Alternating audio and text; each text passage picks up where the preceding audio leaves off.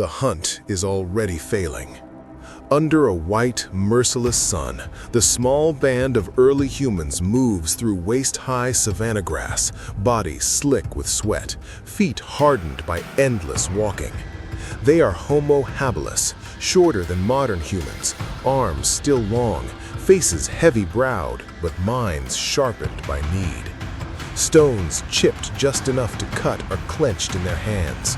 Ahead of them, an antelope staggers, blood drying dark along its flank from a shallow wound opened hours earlier. Speed was never the plan. Endurance is. Each step presses the animal closer to collapse, but each step also drains the hunters. Their mouths are dry. A woman at the rear carries water cupped in folded leaves, the liquid sloshing with every stride. A child clings to her hip, too young to be left behind, eyes wide and unblinking. The group cannot stop. If they lose the antelope, they lose the chance to eat for days. The antelope breaks suddenly toward a line of acacia trees. The hunters follow, breathing ragged, feet pounding the baked earth. Then the first twist arrives, not from ahead, but from the side.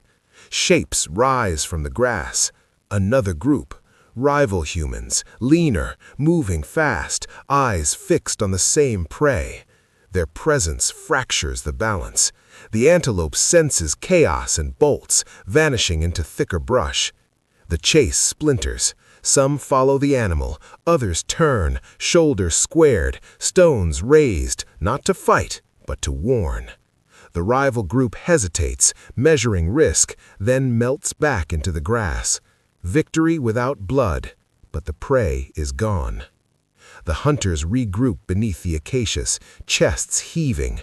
Hunger presses in immediately, a dull ache sharpened by failure. The child whimpers. The woman kneels, presses crushed leaves to cracked lips. The group turns toward a distant river. Water is now survival.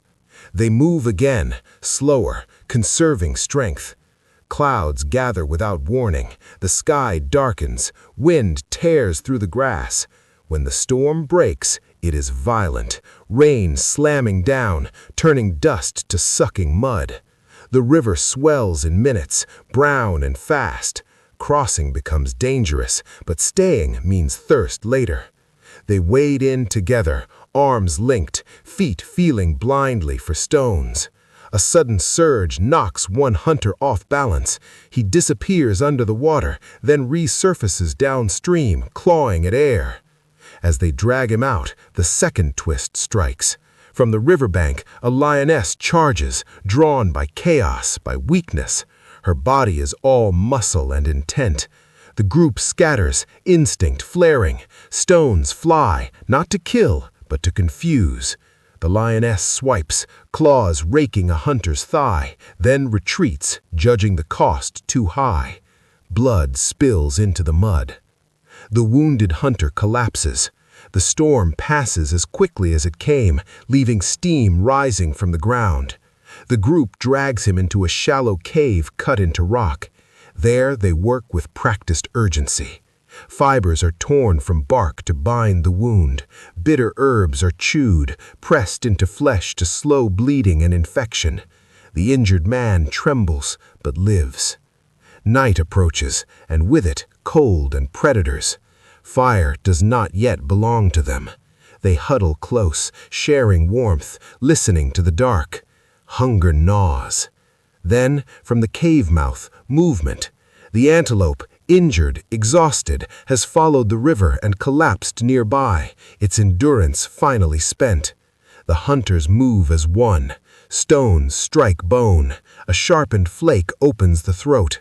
The kill is fast, efficient, solemn. Life traded for life. By morning, Reist roasts over imagined flames in their minds, but in reality it is dried in strips, shared carefully. Children gnaw softened marrow. The wounded hunter sits upright, pain etched into his face, but alive. Laughter, breath-like, unfamiliar but real, passes through the group as grease coats their hands. They leave the cave together, moving toward open land, Bellies fuller, bonds tighter. Endurance has carried them through rivals, storm, predator, and hunger. Not strength, not speed, togetherness, memory, and the long walk forward. This is how hunters are born, not in victory alone, but in survival shared.